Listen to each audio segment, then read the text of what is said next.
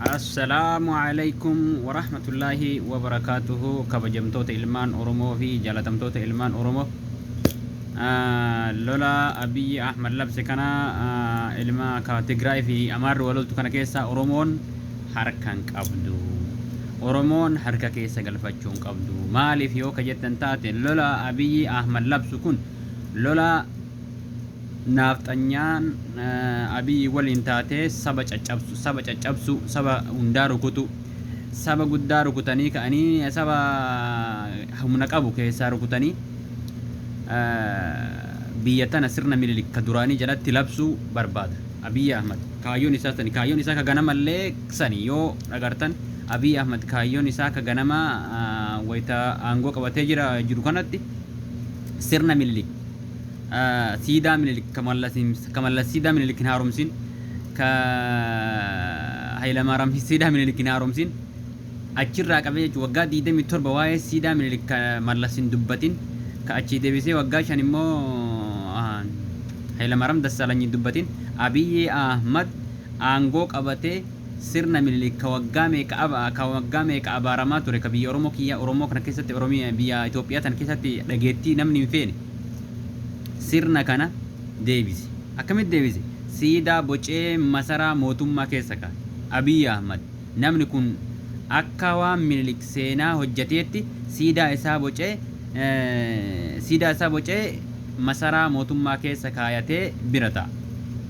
Kanaafuu Abiy Ahmad tooftan isaa ammallee nama beekumsa qabu. Saba kamiyyuu haa ta'u, saba kamuu haa ta'u, saba Tigree ta'ee, saba Amaaraa, saba Walaayitaa, saba nama beekumsa isarra qabu, nama siyaasaa sabbi Itoophiyaa tana nan jijjiira sirna demokraatawaatti jedhee yaadu hundaa dha'ee caccabsaa jira.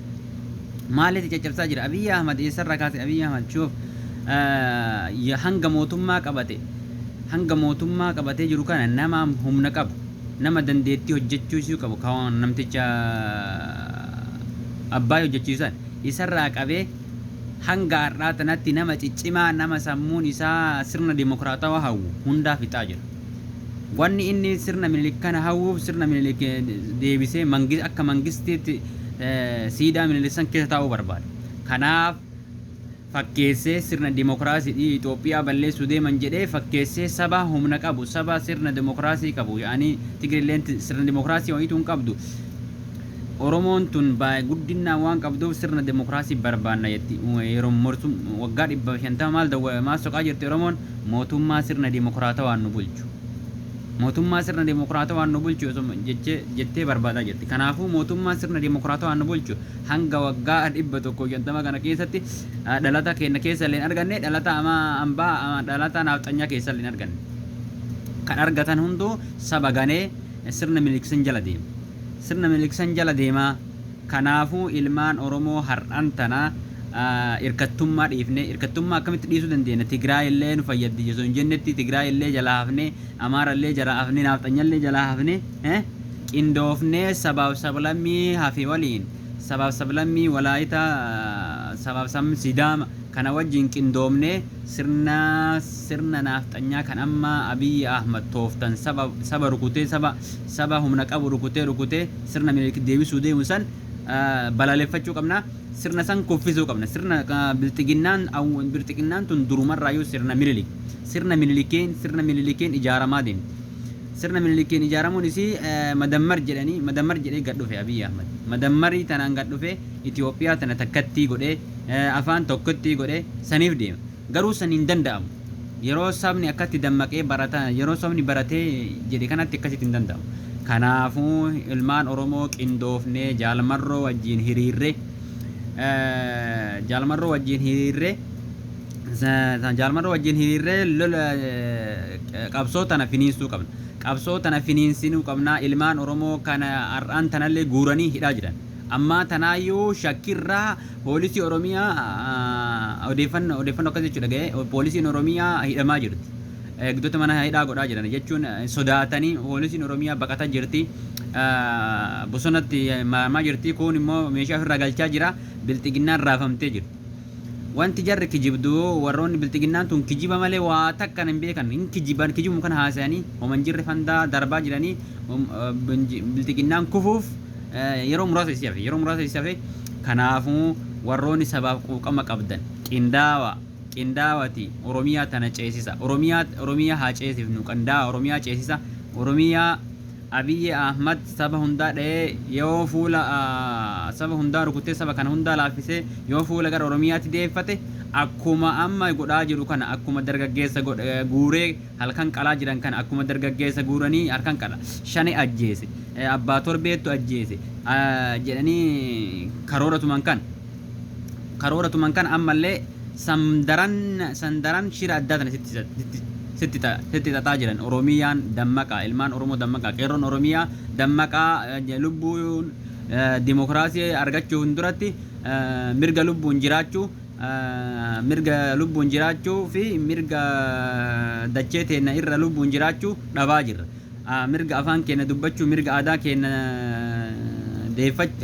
keenya deemsifachuu dhabuuf deemna jechuudha kanaafuu jajjabaachuu qabnaa waraanni poolisiin oromiyaa abiyyi kana jalaa dachaa malee falli keessan hin jiru hin nyaatamuuf deemtanii bakka itti galtanii bakka itti dheettanii qabdanii oromiyaan haadha teessanii oromii mateessan tana jabeeffadha lolli Tigraay waa takka isiniin godhu Tigraay bineensi nuu bineensuma Tigraay illee nuuf bineensa Amaarri illee nuuf bineensa daran Tigraay daran Amaarri nuuf bineensa akkamitti yoo jettan taate Tigraay bineensa ni beena Tigraay Amaarri harmaa fi luka nurraa murte afaan keenya kan baraneen dhoggite Tigraay luka nurraa murte barnoota keessan babbaranne barnoota nun dhoggine barnoota yaanii maaliif nun dhoggine barnoota suma nu dhorkanu haa baratanii mirgi isinii kennin aadaa keessan oofadha jette keessan nu miite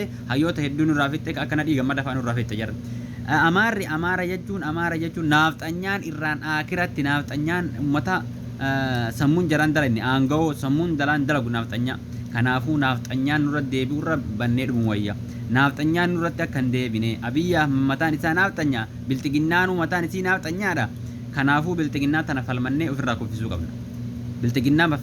kuffisuu qabna kanaafuu bilxiginnaan tun naafxanyaan warroota harka keenya numuree harma keenya numuree warroota seenaa keenya diiguun deeman abiyyi ahmad seenaa oromoo seenaa oromoo kana maal godhuu barbaada beektanii seenaa oromoo diigaa deema akkamitti aanoleen diiguu barbaada akka abiyyi ahmad karoora abiyyi ahmaditti seenaan jirree yaani qoosadha seenaa qoosati jedhee aanoleen diiguu deema seenaa oromoo keessa waan jiru hundaa abiyyi suuta dhawaata aangoo jabeeffatuun seenaa oromoo kana balleessuu deema seenaa oromoo kana balleessee abiyyi ahmad kaayyoon isaa kaayyoo minilik kaayyoo Itoophiyaa takkatti Itoophiyaa tana gaanfa Afrikaatti ceesisa Itoophiyaa malee jiraachuu hin danda'u abiyya yeroo paarlaamaa keessa paarlaamaa irratti dubbatu Itoophiyaa tana osoo marraa 100 dubbanne yookaan marraa 10 osoo hin dubbanne marraan bu'u Itoophiyaa tana ni ceesifna misooma hin ceesifna maali Itoophiyaan nama fixanii ceesisan hin jirtu Itoophiyaan saba walitti cafallaqanii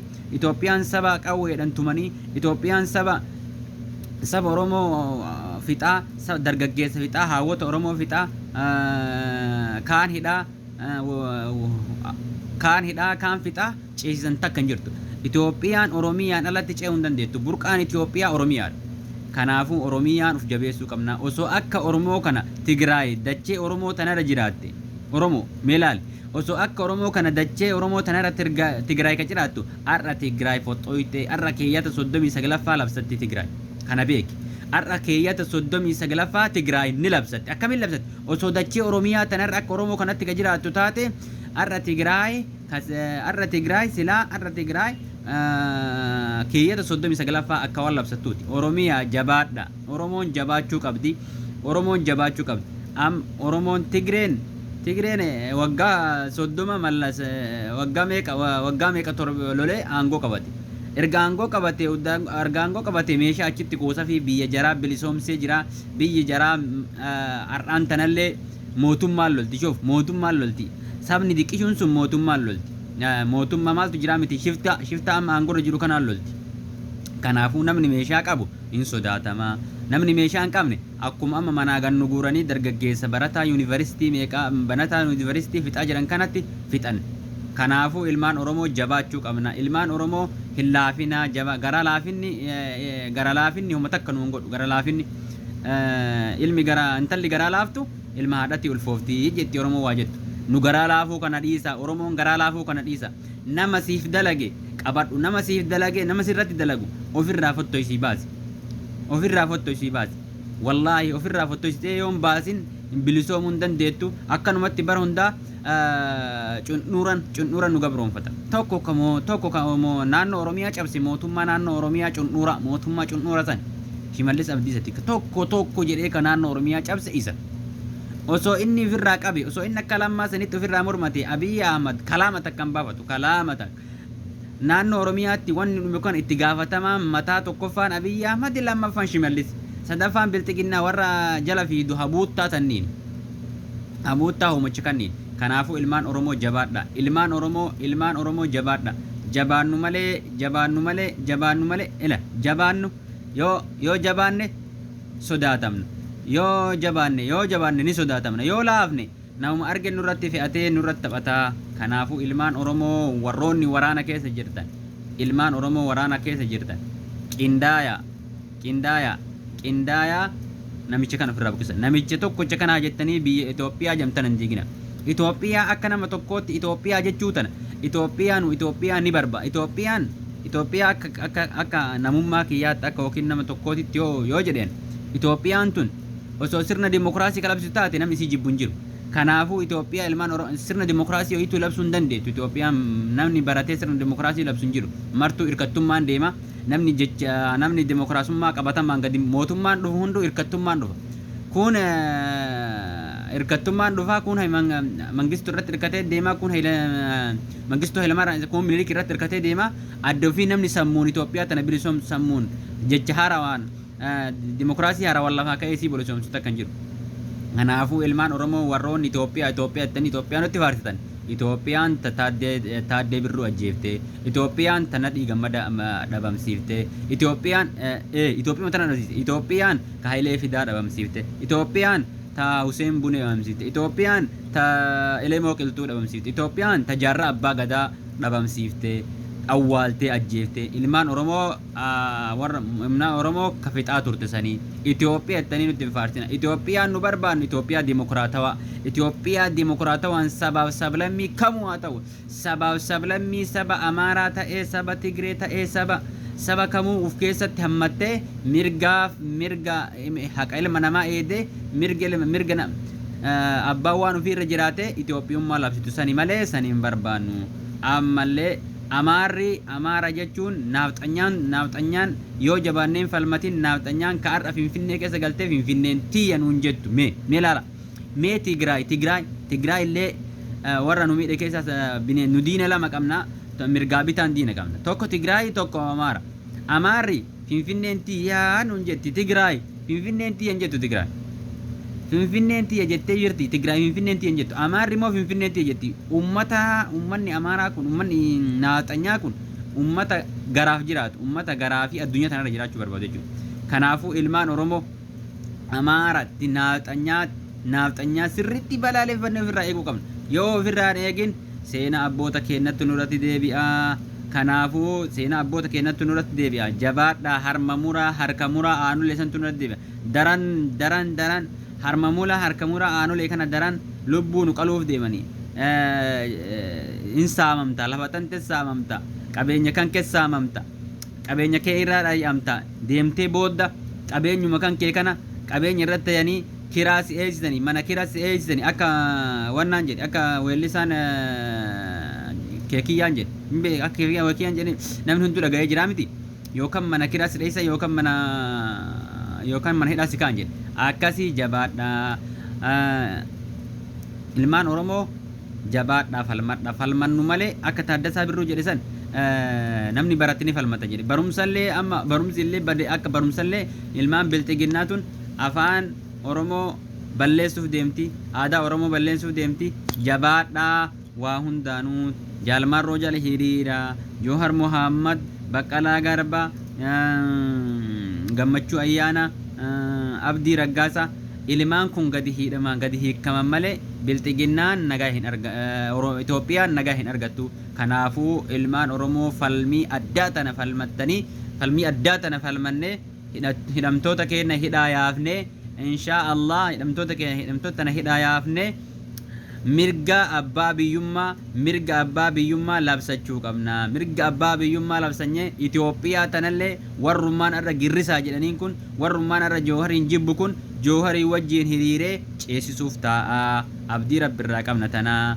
Kanaafuu ilmaan Oromoo jabaadhaa, Rabbi isin haa gargaaru. Rabbiin akka guyyaa Fir'aawn kuffise Fir'aawn Muusaan muddamee Rabbi iyyate Fir'aawn kuffisetti har'a Fir'aawn kana nurraa kuffisu ka hidhaa jiru hidhaa Rabbi nu haa baasu jedha. Assalaamu alaykum wa rahmatullaahi wa barakaatuh.